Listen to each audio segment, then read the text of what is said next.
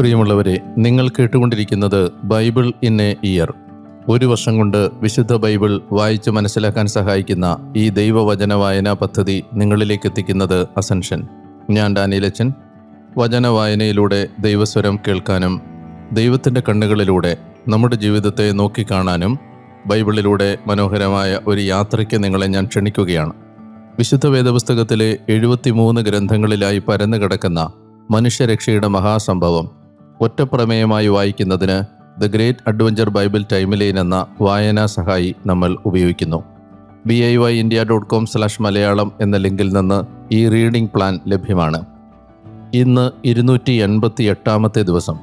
ഇന്ന് വായിക്കുന്ന വചനഭാഗങ്ങൾ മക്കബായരുടെ 1-ാം പുസ്തകം അധ്യായം 7, പ്രഭാഷകന്റെ പുസ്തകം അധ്യായങ്ങൾ 19, 20, 21, സുഭാഷിതങ്ങൾ അധ്യായം 22, വാക്യങ്ങൾ 22 മുതൽ 25 വരെ.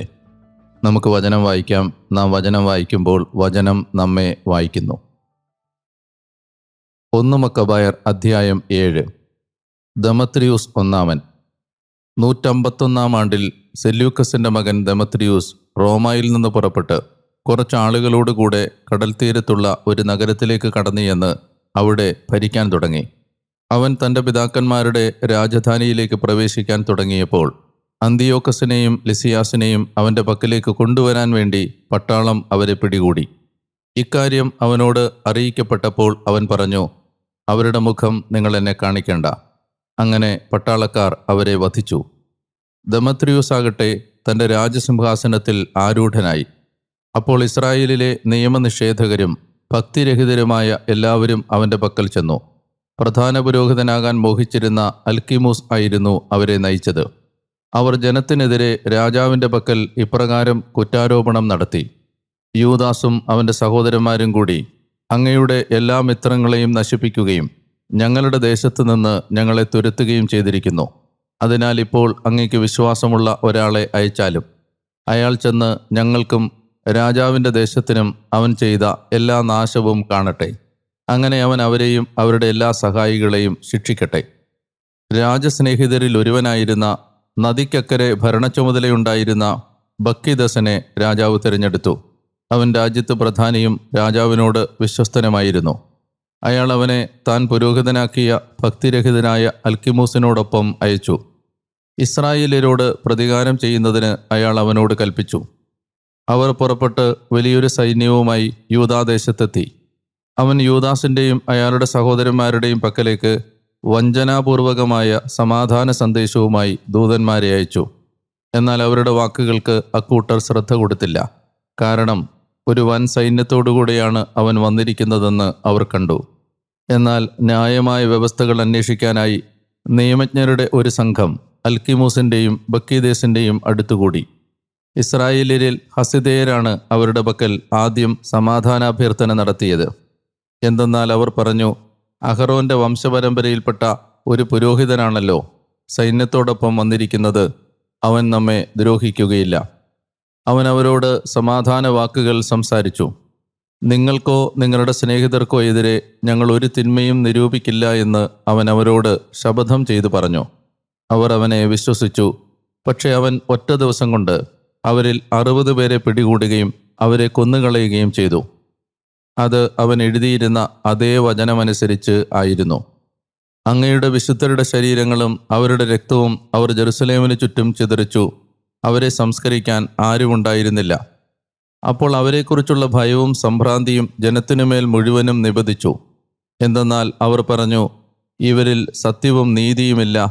കാരണം ചട്ടവും പ്രതിജ്ഞ ചെയ്ത ശപഥവും ഇവർ ലംഘിച്ചിരിക്കുന്നു. ബക്കീദേസാകട്ടെ ജെറുസലേമിൽ നിന്ന് പിൻവാങ്ങി ബത്സെയ്ത്തിൽ പാളയമടിച്ചു. തൻ്റെ പക്ഷത്തേക്ക് കൂറുമാറി വന്നവരിൽ വളരെ പേരെയും ജനങ്ങളിൽ ചിലരെയും അവൻ ആളയച്ച് പിടിച്ചു കൊന്ന് വലിയ ഒരു കുഴിയിലേക്ക് എറിഞ്ഞു. അവൻ ആ പ്രദേശം അൽക്കിമൂസിനെ ഏൽപ്പിച്ചു.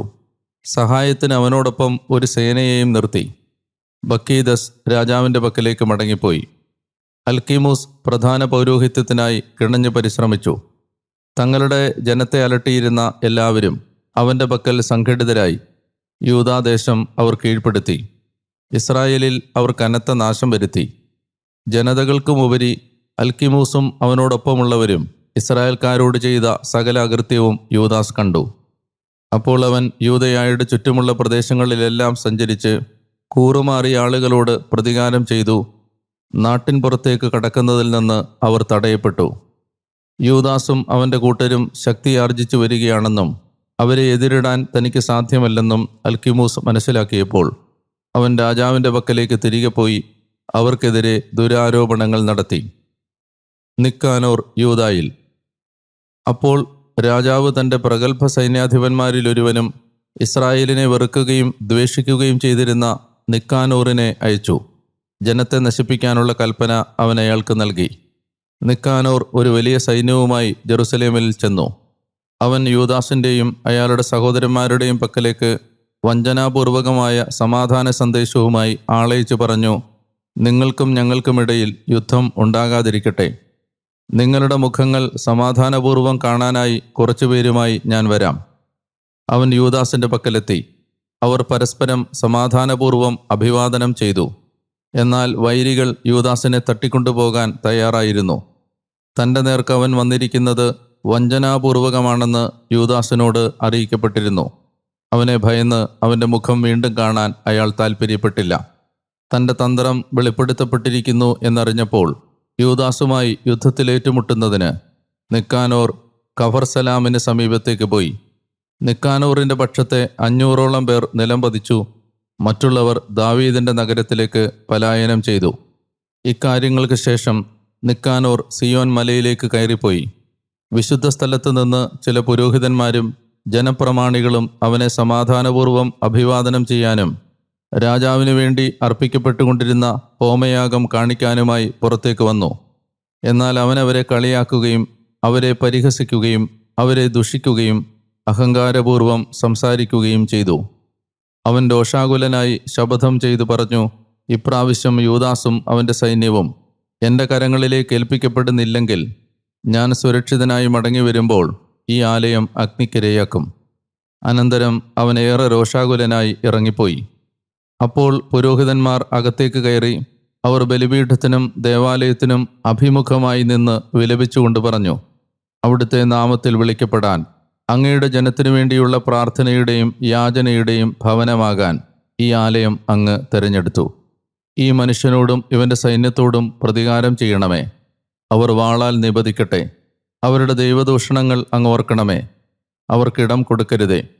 നിക്കാനോർ ജെറുസലേമിൽ നിന്ന് പുറപ്പെട്ട് ബേത് ഹോറോണിൽ പാളയമടിച്ചു. സിറിയൻ പട്ടാളം അവനോട് ചേർന്നു. യൂദാസ് 3000 സൈനികരോടുകൂടെ അദാസായിലും പാളയമടിച്ചു. യൂദാസ് പ്രാർത്ഥിച്ചുകൊണ്ട് പറഞ്ഞു: രാജാവിൻ്റെ പക്കൽ നിന്നുള്ളവർ ദൈവദൂഷണം പറഞ്ഞപ്പോൾ അങ്ങയുടെ ദൂതനിറങ്ങി വന്ന് അവരിൽ 185,000 പേരെ വധിച്ചുവല്ലോ. അതുപോലെ ഇന്ന് ഈ സൈന്യത്തെ ഞങ്ങളുടെ മുമ്പിൽ വെച്ച് നശിപ്പിക്കണമേ. ഇവൻ അങ്ങയുടെ ആലയത്തെപ്പറ്റി ദുഷിച്ച് സംസാരിച്ചുവെന്ന് ശേഷിക്കുന്നവർ അറിയട്ടെ. ഇവൻ്റെ അകൃത്യത്തിനനുസൃതമായി അവനെ വിധിക്കണമേ. ആദാർ മാസം 13-ാം തീയതി സൈന്യങ്ങൾ യുദ്ധത്തിൽ ഏറ്റുമുട്ടി. നിക്കാനോറിൻ്റെ സൈന്യം തകർക്കപ്പെട്ടു. അവൻ തന്നെയാണ് യുദ്ധത്തിൽ ആദ്യം നിലംപതിച്ചത്. നിക്കാനോർ നിലംപതിച്ചുവെന്ന് അവൻ്റെ സൈന്യം കണ്ടപ്പോൾ അവർ ആയുധങ്ങൾ ഉപേക്ഷിച്ച് ഓടിപ്പോയി. അദാസായിൽ നിന്ന് ഗസാറായിൽ പ്രവേശിക്കുന്നതുവരെ 1 ദിവസത്തെ വഴി അവർ അവരെ പിന്തുടരുകയായിരുന്നു. അവരുടെ പിന്നിൽ അവർ സൂചനാകാഹളങ്ങൾ മുഴക്കിക്കൊണ്ടിരുന്നു. യൂദായ്ക്ക് ചുറ്റുമുള്ള എല്ലാ ഗ്രാമങ്ങളിലും നിന്നുള്ളവർ പുറത്തു വന്ന് അവരെ വളഞ്ഞു. അവർ അപ്പോൾ അവരുടെ അടുക്കലേക്ക് തിരിഞ്ഞോടി. അങ്ങനെ എല്ലാവരും വാളാൽ നിബദിച്ചു. അവരിൽ ഒരുവൻ പോലും അവശേഷിച്ചില്ല. അവർ കൊള്ളവസ്തുക്കളും കവർച്ച വസ്തുക്കളും ശേഖരിച്ചു.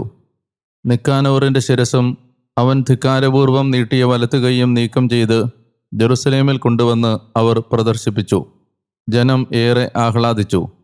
ആ ദിവസം അവർ വലിയൊരു സന്തോഷത്തിൻ്റെ ദിവസമായി കൊണ്ടാടി.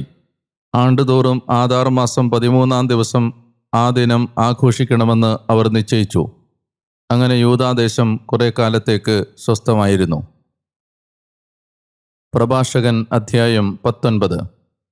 മദ്യപനായ തൊഴിലാളി ധനവാനാവുകയില്ല. ചെറിയ കാര്യങ്ങൾ അവമതിക്കുന്നവൻ അല്പാൽപമായി നിബദിക്കും. വീഞ്ഞും സ്ത്രീകളും വിവേകികളെ വീഴാനിടയാക്കും. വേശ്യകളുമായി ചേരുന്നവൻ ഏറെ ലജ്ജാവിഹീനനാകും. ജീർണതയും പുഴുക്കളും അവനെ അവകാശപ്പെടുത്തും. ലജ്ജാവിഹീനൻ നീക്കം ചെയ്യപ്പെടും. സംസാരത്തിൽ സൂക്ഷിക്കുക. ക്ഷിപ്രം വിശ്വസിക്കുന്നവൻ ലഘുചിത്തനാണ്. പാപം ചെയ്യുന്നവൻ തൻ്റെ ആത്മാവിന് ദ്രോഹം ചെയ്യുന്നു. ദുഷ്ടതയിൽ രമിക്കുന്നവൻ ശിക്ഷയ്ക്ക് വിധിക്കപ്പെടും. ജൽപ്പനം വെറുക്കുന്നവൻ തിന്മയിൽ ലഘൂകൃതനായിരിക്കും. കിംവദന്തി ഒരിക്കലും ആവർത്തിക്കരുത്. നിനക്കൊന്നും ലഘൂകൃതമാകാനില്ല. മിത്രത്തോടോ ശത്രുവിനോടോ വിവരണമരുത്. നിനക്ക് പാപമാവുകയില്ലെങ്കിൽ വെളിപ്പെടുത്തുകയുമരുത്. എന്തെന്നാൽ നിന്നെ കേൾക്കുകയോ നിന്നെ ശ്രദ്ധിക്കുകയോ ചെയ്തവൻ ക്രമേണ നിന്നെ വെറുക്കും. നീ ഒരു കാര്യം കേട്ടിട്ടുണ്ടെങ്കിൽ അത് നിന്നോടൊത്ത് മരിക്കട്ടെ. ധൈര്യമായിരിക്കുക, അത് നിന്നെ തകർക്കുകയില്ല. ജനിക്കാൻ പോകുന്ന ശിശുവിൻ്റെ മുമ്പിൽ പ്രസവിക്കുന്നവൾ എങ്ങനെയോ അങ്ങനെയാണ് ഒരു വാർത്തയുടെ മുമ്പിൽ ഒരു വിഡ്ഢി പ്രസവവേദന അനുഭവിക്കുന്നത്. ഒരുവൻ്റെ തുടയിൽ തുളഞ്ഞു കയറിയ അസ്ത്രം പോലെയാണ് ഭോഷൻ്റെ ഉള്ളിലുള്ള കാര്യം. സ്നേഹിതനെ ചോദ്യം ചെയ്യുക. ഒരുപക്ഷെ അവനത് ചെയ്തിട്ടുണ്ടാവില്ല. അവൻ എന്തെങ്കിലും ചെയ്തിട്ടുണ്ടെങ്കിൽ തന്നെ അവനത് ആവർത്തിക്കാതിരുന്നേക്കാം. അയൽക്കാരനെ ചോദ്യം ചെയ്യുക. ഒരുപക്ഷെ അവനത് പറഞ്ഞിട്ടുണ്ടാവില്ല. അവൻ പറഞ്ഞിട്ടുണ്ടെങ്കിൽ തന്നെ അവനത് ആവർത്തിക്കാതിരിക്കട്ടെ. സ്നേഹിതനെ ചോദ്യം ചെയ്യുക. എന്തെന്നാൽ മിക്കപ്പോഴും മിഥ്യാപവാദം ഉണ്ടാകാറുണ്ട്. എല്ലാ വാക്കും നീ വിശ്വസിക്കരുത്. തെന്നി വീഴുന്നവനുണ്ട്, സ്വമനസ അല്ലാതെ തന്നെ. തൻ്റെ നാവുകൊണ്ട് പാപം ചെയ്തിട്ടില്ലാത്ത ആരെങ്കിലുമുണ്ടോ? ഭീഷണിപ്പെടുത്തുന്നതിന് മുമ്പ് നിന്റെ അയൽക്കാരനെ ചോദ്യം ചെയ്യുക. അത്യുന്നതൻ്റെ നിയമത്തിന് ഇടം നൽകുക. യഥാർത്ഥ ജ്ഞാനം. കർത്തൃഭയമാണ് സർവജ്ഞാനവും. സർവജ്ഞാനത്തിലും നിയമത്തിൻ്റെ നിർവഹണമുണ്ട്. തിന്മയിലുള്ള അറിവ് ജ്ഞാനമല്ല. പാപികളുടെ ഉപദേശം ഇല്ലാത്തിടത്താണ് ഉൾക്കാഴ്ച. മ്ലേച്ഛതയായ ഒരുതരം സാമർഥ്യമുണ്ട്. ജ്ഞാനത്തിൽ കുറവുള്ളവൻ മൂഢനാണ്.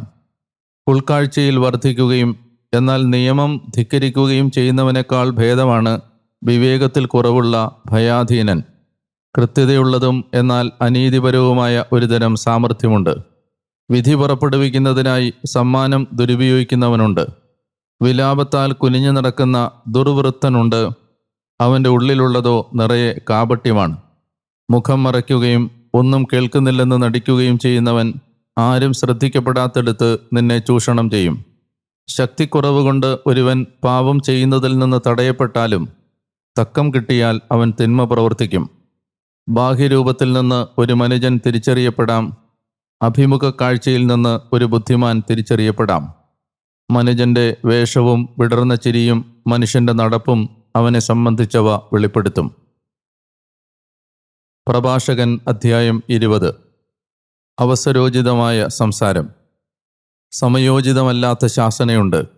മൗനം അവലംബിക്കുന്നവനും എന്നാൽ ബുദ്ധിമാനായവനുമുണ്ട്. ക്രുദ്ധനാകുന്നതിനേക്കാൾ എത്രയോ ഭേദമാണ് ശാസിക്കുന്നത്. കുറ്റമേറ്റു പറയുന്നവൻ ദോഷത്തിൽ നിന്ന് ഒഴിവാക്കപ്പെടും. അക്രമം കൊണ്ട് നീതിവിധികൾ ഒരുവൻ നടപ്പാക്കുന്നത് കന്യകയെ മാനഭംഗപ്പെടുത്താനുള്ള ഷണ്ടൻ്റെ ആസക്തിക്ക് തുല്യമാണ്. മൗനം അവലംബിച്ച് ജ്ഞാനിയായി കാണപ്പെടുന്നവനുണ്ട്. അതിഭാഷണത്താൽ വെറുക്കപ്പെടുന്നവനുമുണ്ട്.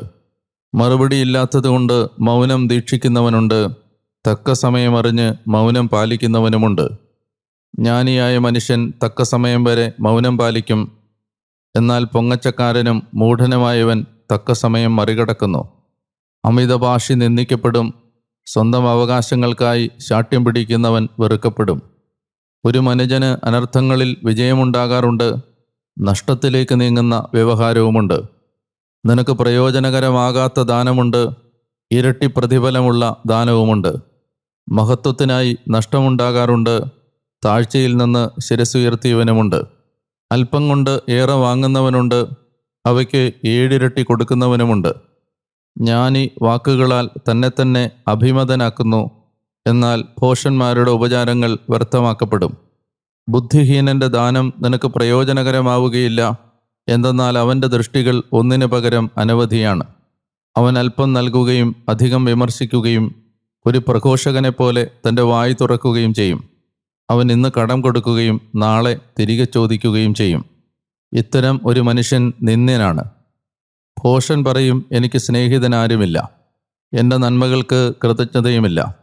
അവൻ്റെ അപ്പം ഭക്ഷിക്കുന്നവർ നാവിൽ പിഴയുള്ളവരാണ്. എത്ര പ്രാവശ്യം അവർ അവനെ പരിഹസിക്കും, അതും എത്ര പേർ. നാവ് വഴിയുള്ളതിനേക്കാൾ ഭേദമാണ് തറയിൽ നിന്നുള്ള തെന്നിവീഴ്ച. ഇങ്ങനെയാണ് ദുഷ്ടരുടെ പതനം. അത് അതിവേഗം എത്തിച്ചേരും. അനഭിമതനായ മനുഷ്യൻ അനവസരത്തിലെ കഥയാണ്. അനഭ്യസ്തരുടെ അധരത്തിൽ അത് ആവർത്തിക്കപ്പെടും. ഭോഷന്റെ അധരത്തിൽ നിന്ന് വരുന്ന സൂക്തം തിരസ്കരിക്കപ്പെടും. എന്തെന്നാൽ തക്ക സമയത്തായിരിക്കില്ല അവനത് പറയുന്നത്. പാപം ചെയ്യുന്നതിൽ നിന്ന് ദാരിദ്ര്യത്താൽ അകറ്റി നിർത്തപ്പെടുന്നവനുണ്ട്. അവൻ്റെ വിശ്രമവേളയിൽ അവൻ അലട്ടപ്പെടുകയില്ല. അവമതി മൂലം സ്വന്തം ആത്മാവ് നശിപ്പിക്കുന്നവനുണ്ട്. ബുദ്ധിശൂന്യമായ സാന്നിധ്യം കൊണ്ട് അവൻ അത് നശിപ്പിക്കും.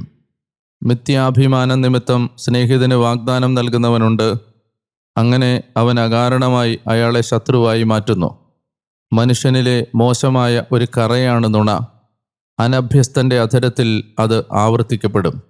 നുണയിൽ നിലനിൽക്കുന്നവനേക്കാൾ സ്വീകാര്യനാണ് ഒരു കള്ളൻ.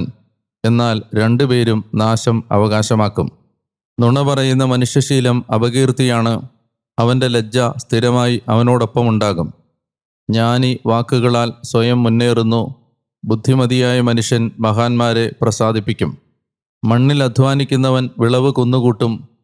മഹാന്മാരെ പ്രസാദിപ്പിക്കുന്നവൻ തെറ്റിന് പരിഹാരം ചെയ്യും. സമ്മാനങ്ങളും ദാനങ്ങളും ജ്ഞാനികളുടെ കണ്ണുകൾ അന്ധമാക്കുന്നു. വായിലെ കടിഞ്ഞാൺ പോലെ അവ ശാസനകൾ ഒഴിവാക്കുന്നു.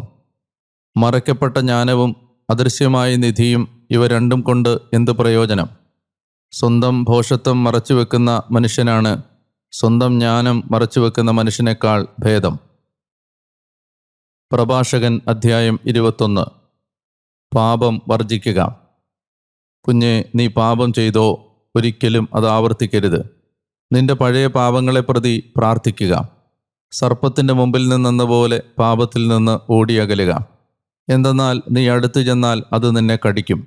അതിൻ്റെ പല്ലുകൾ സിംഹത്തിൻ്റെ പല്ലുകളാണ്. അവ മനുഷ്യരുടെ ആത്മാക്കളെ നശിപ്പിക്കുന്നു. എല്ലാ നിയമരാഹിത്യവും ഇരുതലവാൾ പോലെയാണ്. അതിൻ്റെ മുറിവിന് സൗഖ്യമില്ല. ഭീകരതയും ഗർവ്വും ധനത്തെ ഇല്ലാതാക്കും. അപ്രകാരം അഹങ്കാരിയുടെ ഭവനം നിർജ്ജനമാക്കപ്പെടും. ദരിദ്രൻ്റെ പ്രാർത്ഥന അവൻ്റെ അധരത്തിൽ നിന്ന് അവിടുത്തെ കാതുകൾ വരെ പോകുന്നു. അവൻ്റെ വിധി വേഗത്തിൽ വരും. ശാസന വെറുക്കുന്നവൻ പാപിയുടെ കാൽപ്പാടിലാണ്.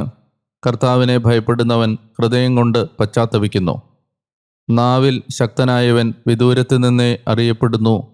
എന്നാൽ ചിന്തയുള്ളവൻ പിഴയ്ക്കുമ്പോൾ സ്വയം അറിയുന്നു. അന്യരുടെ പണം കൊണ്ട് സ്വന്തം വീട് പണിയുന്നവൻ ശവകുടീരക്കൂനയ്ക്കായി തൻ്റെ കല്ലുകൾ ശേഖരിക്കുന്നവനെ പോലെയാണ്. നിയമലംഘകരുടെ ഒത്തുചേരൽ കൂട്ടിവെക്കപ്പെട്ട ചണനാരാണ്. അവരുടെ അന്ത്യം ഒരു അഗ്നിജ്വാലയാണ്. പാപികളുടെ പാത കല്ലുകളാൽ സമനിരപ്പാക്കപ്പെട്ടതാണ്. അതിൻ്റെ അവസാനത്തിലുള്ളത് പാതാളക്കുഴിയാണ്. ജ്ഞാനിയും ഭോഷനും. നിയമം കാക്കുന്നവൻ തൻ്റെ ചിന്ത നിയന്ത്രിക്കുന്നു. കർത്തൃഭയപൂർണതയാണ് ജ്ഞാനം. ബുദ്ധിസാമർഥ്യമില്ലാത്തവനെ ശിക്ഷണവിധേയനാക്കാനാകില്ല. നീരസം വർദ്ധിപ്പിക്കുന്ന ബുദ്ധിസാമർഥ്യവുമുണ്ട്. ജ്ഞാനിയുടെ അറിവ് പ്രളയം പോലെ വർദ്ധിതമാകും. അവൻ്റെ ഉപദേശം ജീവൻ്റെ ഉറവ് പോലെയാണ്. ഭോഷൻ്റെ ഉള്ളം ഓട്ടക്കലം പോലെയാണ്. അറിവൊന്നും അതിൽ തങ്ങി നിൽക്കുകയില്ല. അറിവുള്ളവൻ ജ്ഞാനവചസ് കേൾക്കുമ്പോൾ അതിനെ പ്രകീർത്തിക്കുകയും അതിനോട് കൂട്ടിച്ചേർക്കുകയും ചെയ്യും. തന്നിഷ്ടക്കാരൻ അത് കേൾക്കുകയും അതവന് അനിഷ്ടമാവുകയും ചെയ്യുന്നു. അവനതിനെ തൻ്റെ പിന്നിലേക്ക് മാറ്റി നിർത്തുന്നു. ഭോഷൻ്റെ ഭാഷ്യം യാത്രയിലെ ഭാണ്ഡക്കെട്ട് പോലെയാണ്. വിവേകിയുടെ അധരങ്ങളിലോ സൗകുമാര്യം പ്രകടമാകും. ബുദ്ധിമാന്റെ അധരം സഭയിൽ ആരായപ്പെടും. അവൻ്റെ വചനങ്ങൾ ഹൃദയത്തിൽ മനനം ചെയ്യപ്പെടും. തകർക്കപ്പെട്ട വീട് എങ്ങനെയോ അങ്ങനെയാണ് ഭോഷന് ജ്ഞാനം. അവിവേകിയുടെ അറിവ് പരിഗണനാർഹമല്ലാത്ത അഭിപ്രായങ്ങളാണ്. യുക്തിഹീനന് ശിക്ഷണം കാലുകളിൽ ചെങ്ങലയാണ്, വലത്തുകൈയിൽ കൈവിലങ്ങുകൾ പോലെയും. ചിരിക്കുമ്പോൾ ഭോഷൻ തൻ്റെ സ്വരമുയർത്തുന്നു. എന്നാൽ സമർത്ഥനായ മനുജൻ തികച്ചും നിശബ്ദമായി പുഞ്ചിരിക്കുന്നു. ബുദ്ധിമാന് ശിക്ഷണം സ്വർണ്ണാഭരണം പോലെയാണ്, വലത്ത് കൈത്തണ്ടയിൽ വള പോലെയും. ഏത് വീട്ടിലേക്കും തിടുക്കത്തിലാണ് ഭോഷന്റെ പാദം. എന്നാൽ അനുഭവസമ്പന്നനായ മനുഷ്യൻ അതിൻ്റെ മുമ്പിൽ ലജ്ജിതനായി നിൽക്കും. മൂഢൻ വാതിലിൽ നിന്ന് വീട്ടിലേക്ക് ഒളിഞ്ഞു നോക്കുന്നു. സുശിക്ഷിതനായ മനുജൻ പുറത്തു നിൽക്കും. വാതിൽക്കൽ നിന്ന് ശ്രദ്ധിക്കുന്നത് ഒരു മനുഷ്യൻ്റെ അപമര്യാദാഭാവമാണ്. ബുദ്ധിമാനോ അതിലുള്ള അവമതിയാൽ ഭാരപ്പെടും. അനഭിമതരുടെ അധരങ്ങൾ ഇത്തരം കാര്യങ്ങളിൽ വാചാലമാകും. ബുദ്ധിമാന്മാരുടെ വാക്കുകൾ ത്രാസിൽ വെക്കപ്പെട്ടവയായിരിക്കും. ഭോഷന്മാരുടെ ഹൃദയം അവരുടെ വായിലാണ്, ജ്ഞാനികളുടെ ഹൃദയം അവരുടെ വായാണ്. ഭക്തിരഹിതൻ പ്രതിയോഗിയെ ശപിക്കുമ്പോൾ സ്വന്തം ആത്മാവിനെ തന്നെയാണ് അവൻ ശപിക്കുന്നത്. പരദൂഷകൻ സ്വന്തം ആത്മാവിനെ തന്നെ മലിനമാക്കുന്നു. അയൽപ്പക്കത്ത് അവൻ വെറുക്കപ്പെടും. സുഭാഷിതങ്ങൾ അധ്യായം 22 വാക്യങ്ങൾ 22 മുതൽ 25 വരെ. ദരിദ്രനെ നീ കൊള്ളയടിക്കരുത്, എന്തെന്നാൽ അവൻ ദരിദ്രനാണ്. അഗതിയെ പടിവാതിൽക്കൽ വെച്ച് മർദ്ദിക്കുകയുമരുത്. തീർച്ചയായും കർത്താവ് അവരുടെ അന്യായം വാദിക്കും. അവരുടെ മുതൽ അപഹരിക്കുന്നവരുടെ ജീവൻ അവിടുന്ന് അപഹരിക്കും. കോപശീലനോട് നീ സൗഹൃദം പുലർത്തരുത്, രോഷാകുലനോടൊത്ത് പോവുകയുമരുത്. ഇത് നീ അവൻ്റെ ശീലങ്ങൾ പഠിക്കാതിരിക്കാനും അങ്ങനെ നീ നിന്റെ ജീവന് കെണിവെക്കാതിരിക്കാനുമാണ്. പ്രിയമുള്ളവരെ, 288 ദിവസത്തിലേക്ക് വചനവായന കടന്നു വരുമ്പോൾ നല്ല ദൈവത്തിന് നന്ദിയും സ്തോത്രവും സമർപ്പിക്കാം. സന്തോഷത്തോടെ ഈ വചനവായനയിൽ നിങ്ങൾ കൂട്ടുവരുന്നതിന് ഞാൻ പ്രത്യേകം നിങ്ങളെ ഓരോരുത്തരെയും അഭിനന്ദിക്കുന്നു. നിങ്ങൾക്ക് വേണ്ടി ഞാൻ എന്നും പ്രാർത്ഥിക്കുകയും ചെയ്യുന്നു. എത്ര അനുഗ്രഹപ്രദമായ ഒരു യാത്രയാണ് ഒരുമിച്ച് നടത്താൻ ദൈവം നമ്മെ അനുവദിച്ചത്. എപ്പോഴും നമുക്ക് ദൈവത്തോട് നന്ദിയുള്ളവരായി ജീവിക്കാം. പ്രഭാഷകന്റെ പുസ്തകത്തിൽ, മകനെ നീ പാപം ചെയ്തിട്ടുണ്ടോ? പഴയ പാപങ്ങളിൽ നിന്ന് പിന്തിരിയുക, ചെയ്തുപോയ പാപത്തെക്കുറിച്ച് ആത്മാർത്ഥമായി അനുതപിക്കുക എന്ന് നാം വായിച്ചു. സർപ്പത്തിൻ്റെ മുമ്പിൽ നിന്നെന്ന പോലെ പാപത്തിൽ നിന്ന് ഓടിയകലണമെന്നാണ് വചനം അനുശാസിച്ചത്. അതിൻ്റെ കാരണമായി അവിടെ ബൈബിൾ പറഞ്ഞത് പാപം നമ്മുടെ മനുഷ്യരുടെ ആത്മാക്കളെ നശിപ്പിക്കും എന്ന കാരണമാണ്. പാപത്തെക്കുറിച്ച് അവിടെ പറഞ്ഞ മറ്റൊരു സൂചന ഓരോ പാപവും ഇരുതല വാൾ പോലെയാണ് എന്നാണ്. പാപം സത്യത്തിൽ മറ്റുള്ളവരെ മാത്രമല്ല മുറിപ്പെടുത്തിയത്, പാപം ചെയ്യുന്ന വ്യക്തിയെയും അത് അതുപോലെ തന്നെ നശിപ്പിക്കുന്നുണ്ട്. അതുകൊണ്ട് വിശുദ്ധിയോടെ ജീവിക്കുക എന്നതാണ് ഒരു വിശ്വാസിയുടെ ജീവിതത്തിലെ ഏക ലക്ഷ്യവും ഏക പ്രാർത്ഥനയും. ദിവസത്തിലെ പ്രഭാതം മുതൽ ഈ നിമിഷം വരെ, അല്ലെങ്കിൽ പ്രഭാതം മുതൽ രാത്രിയിൽ ഉറങ്ങുന്നത് വരെ 1000 തവണ നമ്മൾ വീണുപോയാലും അപ്പോഴും നമ്മൾ നമ്മളോട് തന്നെ പറയണം, വിശുദ്ധരാവുക എന്നതാണ് എന്നെ സംബന്ധിക്കുന്ന ജീവിത നിയോഗം. വിശുദ്ധനാവുക എന്നതാണ് ദൈവം എന്നിൽ നിന്ന് ആഗ്രഹിക്കുന്നതും ഞാൻ എന്നോട് തന്നെ ആവശ്യപ്പെടേണ്ടതും. അതായത് ജീവിതത്തിൽ എന്തെല്ലാം തെറ്റുകൾ വന്നിട്ടുള്ളവരാണെങ്കിലും നമുക്കൊരു കാര്യം മാത്രമേ നമ്മളോട് നിരന്തരമായി പറയാനുള്ളൂ: വിശുദ്ധി കൂടാതെ ദൈവത്തെ പ്രസാദിപ്പിക്കുക സാധ്യമല്ല. പാപത്തിൽ നിന്ന് ഓടിയകലാൻ, പഴയ പാപങ്ങൾ പരിത്യജിക്കാൻ, ചെയ്ത പാപങ്ങൾ ആവർത്തിക്കാതിരിക്കാൻ, പാപം ബൈബിൾ പറയുന്നത് പോലെ അന്യൻ്റെ പണം കൊണ്ട് വീട് പണിയുന്നവൻ ശവക്കൂനയ്ക്ക് കല്ല് ശേഖരിക്കുന്നവനെ പോലെ പാപം നമ്മുടെ തന്നെ ശവക്കൂന തീർക്കുന്ന നിക്ഷേപങ്ങളാണ് എന്ന് തിരിച്ചറിയാൻ ശക്തമായ ഒരു ആത്മീയ ബോധ്യം പരിശുദ്ധാത്മാവ് നൽകുന്നതിനായി നമുക്ക് പ്രാർത്ഥിക്കുകയും ചെയ്യാം. നല്ല ദൈവമേ, ഞാൻ അങ്ങേ ആരാധിക്കുന്നു. വിശുദ്ധിയോടെ ജീവിക്കാനുള്ള ദാഹമില്ലാതെ പോയതാണ് ഞങ്ങൾ ഈ കാലഘട്ടത്തിലെ മനുഷ്യരുടെ ഏറ്റവും വലിയ പരാധീനതയും പരാജയവും. വിശുദ്ധിക്ക് വേണ്ടിയുള്ള ദാഹം അങ്ങ് ഞങ്ങൾക്ക് നൽകണമേ എന്ന് ഞാൻ പ്രാർത്ഥിക്കുന്നു. കർത്താവ്, എല്ലാ പ്രവൃത്തികളിലും പരിശുദ്ധരായി മാറാൻ, ഞങ്ങളെ വിളിച്ചവൻ പരിശുദ്ധനായിരിക്കുന്നത് പോലെ എല്ലാ പ്രവൃത്തികളിലും പരിശുദ്ധരായി ജീവിക്കാൻ, സ്വർഗസ്ഥ പിതാവ് പരിപൂർണനായിരിക്കുന്നത് പോലെ പരിപൂർണരായി മാറാൻ, ക്രിസ്തുവിൻ്റെ സ്വഭാവം ധരിക്കാൻ തീക്ഷ്ണമായ ഒരു ആഗ്രഹം ഞങ്ങൾക്ക് നൽകണമേ എന്ന് പ്രാർത്ഥിക്കുന്നു. ഈ വചനവായനയിൽ എൻ്റെ ഒപ്പം കൂടെ വരുന്ന ഈ മക്കളെ എല്ലാവരെയും വ്യക്തിപരമായി അങ്ങ് അനുഗ്രഹിക്കണമേ എന്ന് ഞാൻ അങ്ങയോട് പ്രാർത്ഥിക്കുന്നു. യേശുവിൻ്റെ നാമത്തിൽ ആമേൻ. പ്രിയപ്പെട്ടവരെ, വചനവായന പദ്ധതി മുന്നോട്ട് നീങ്ങുമ്പോൾ വളരെയധികം മുന്നോട്ട് പോയി എന്നതിൽ നമുക്ക് സന്തോഷിക്കാം.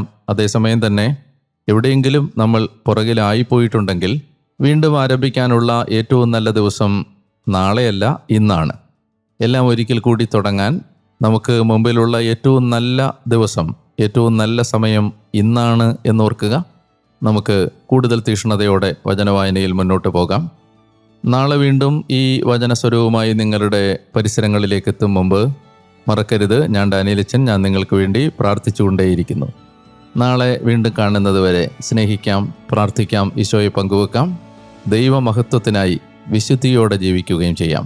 സർവശക്തനായ ദൈവം നിങ്ങളെ അനുഗ്രഹിക്കട്ടെ. പിതാവിൻ്റെയും പുത്രൻ്റെയും പരിശുദ്ധാത്മാവിൻ്റെയും നാമത്തിൽ ആമേൻ.